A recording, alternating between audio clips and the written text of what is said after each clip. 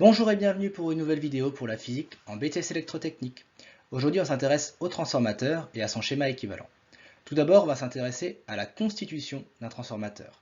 Donc un transformateur, ça a besoin d'une bobine au primaire qui génère le champ magnétique variable, une bobine 2 qui va être le secondaire qui va générer une tension à partir du champ magnétique variable, et ensuite on referme le circuit magnétique à l'aide d'un matériau ferromagnétique qui conduit le champ magnétique. Ce matériau est feuilleté, comme vous pouvez le voir sur la photo en bas, ce qui permet de limiter les pertes par courant de Foucault. Nous allons effectuer différents tests pour déterminer le modèle équivalent de notre transformateur. Le premier test qu'on va faire, c'est l'essai à vide. Donc pour ce faire, on va mesurer la puissance active et réactive mesurée en amont du transformateur, et en aval du transformateur, on va uniquement mettre un voltmètre. Donc on va modifier la tension V1 d'alimentation pour voir ce qui se passe. Donc nous allons faire l'essai. On mesure donc la tension et le courant. On a une tension de 227 volts, un courant de 320 mA qui n'est pas sinusoïdal. Au niveau du courant, le fondamental du courant est à 301 mA.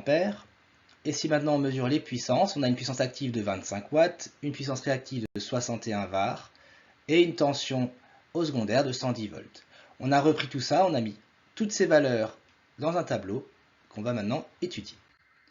Donc si on regarde maintenant, on observe que la puissance active absorbée est proportionnelle au carré de la tension d'alimentation V1.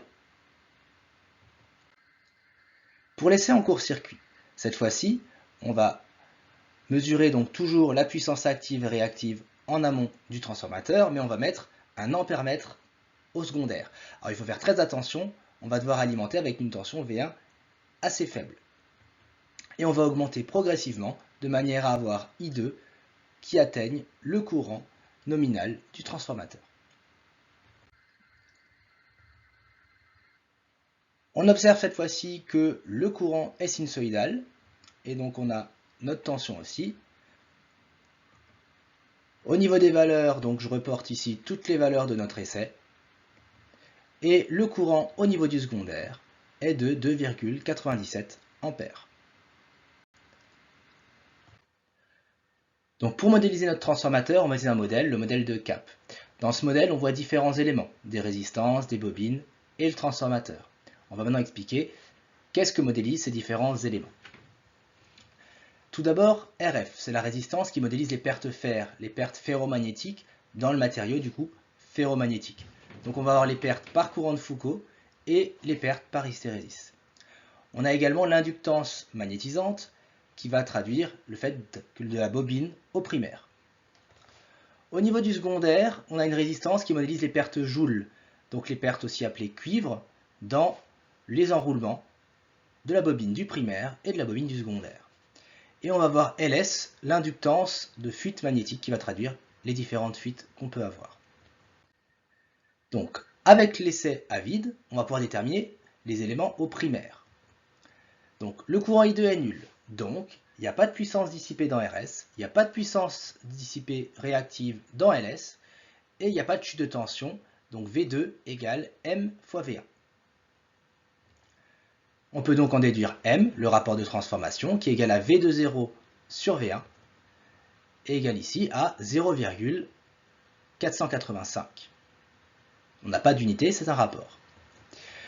La puissance absorbée à vide, c'est la puissance qui va être absorbée dans la résistance RF. On retourne la formule et on peut trouver alors que RF égale V1 carré sur P0 égale ici 2,1 kΩ. La résistance fer doit être une résistance de valeur assez importante. Avec la puissance réactive, on va pouvoir déterminer l'inductance, et donc l'inductance est égale à V1 carré sur Q0 oméga. En faisant le calcul, on est à 2,69 Henry. Avec l'essai en court-circuit, on va avoir une tension V1cc faible. Donc, la puissance dissipée dans RF va être négligeable. De même, la puissance réactive consommée dans LF, elle aussi, va être négligeable. Ça, c'est dû au fait donc que la tension est faible. On définit souvent la tension en pourcent, V1cc%, qui est égale à V1cc sur V1n, la tension nominale. Comme on n'a pas de puissance donc dissipée au primaire, tout va être reporté au secondaire.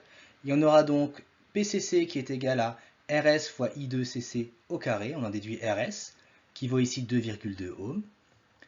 Et on peut déterminer à l'aide de QCC, LS, qui vaut ici 33 millihenries. Donc autant avant on avait des grandes valeurs, cette fois-ci on va avoir des petites valeurs pour les composants. On a aussi I1cc sur I2cc qui est à peu près égal à M si on néglige donc le courant qui circule dans RF et dans LF.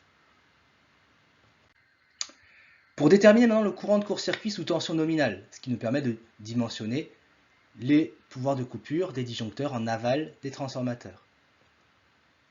On a l'impédance au secondaire qui est donnée par la formule ZS égale racine de RS carré plus LS oméga au carré. On trouve ici 10,6 ohms. On peut donc en déduire le courant de court-circuit en faisant IK égale MV1 sur ZS. Donc MV1 c'est la tension à vide, c'est 110 volts sur les 10,6 ohms et on trouve 10,4 ampères. Alors on a ici un courant de court-circuit relativement faible puisqu'on a un transformateur de piètre qualité. C'est un transformateur juste pour faire des essais pour la physique appliquée.